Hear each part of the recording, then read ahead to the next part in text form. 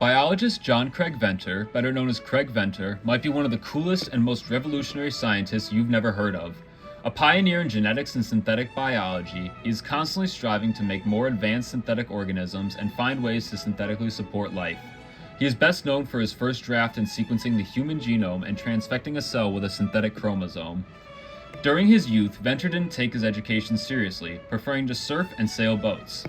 After he was drafted into the Vietnam War, he became interested in studying medicine, which later became an interest in studying biomedical research after tending to wounded soldiers as a medic. He earned a bachelor's degree in biochemistry and a PhD in physiology and pharmacology from the University of California at San Diego. Venter is involved in the field of synthetic biology and is constantly striving to make more advanced forms of synthetic life in order to benefit researchers in the field or medical professionals.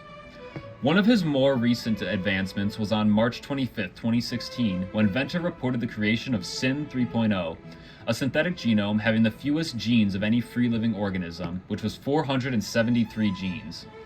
This stripped-down, fast-reproducing cell is expected to be a valuable tool for researchers in the field. Outside of the lab, Dr. Venter continues to love sailing boats, but also loves to fly his personal Cirrus 22T plane. Dr. Venter is one of the most cited scientists, and the author of more than 280 research articles. His most recent paper was actually a research review made in June of 2024 called Physiological Basis for Xenotransplantation from Genetically Modified Pigs to Humans, in which he and the other authors of the paper summarized and analyzed the methods currently being used to transplant pig organs into humans as a way to expedite the organ transplant waitlist. The last research paper he wrote in which he actually took part in experimentation was made in April of 2019. The paper is called Functional Characterization of 3D Protein Structures Informed by Human Genetic Diversity and explores how variation in humans' genetics influences protein structure and function. This is important because it highlights how different individuals may respond to diseases and treatment.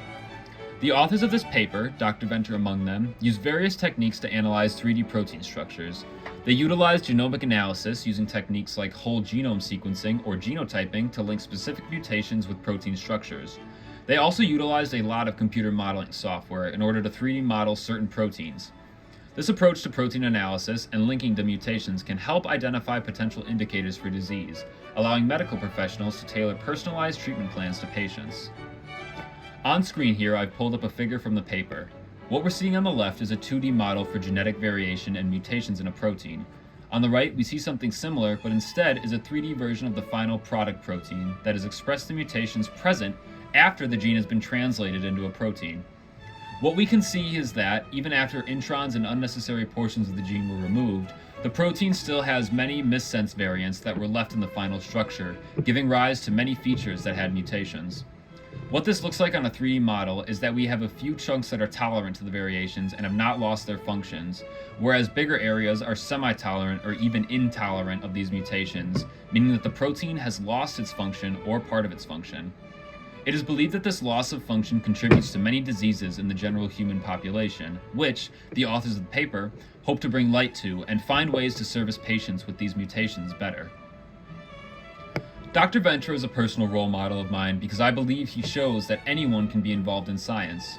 He didn't care for education in his early days and didn't become interested in the field of science until after he was drafted to Vietnam. I think his advancements that he's made are incredible, and it's so cool to see him making strides in the future of medicine through his mapping of the human genome and his creation of synthetic life, and always questioning how he can advance medicine using that synthetic life. I hope more people learn about Dr. Venter and can appreciate the work he's done in being able to advance medicine and bring about new ways in treating patients with ailments. That's the end of the video, but before closing, I just wanted to say thank you for watching.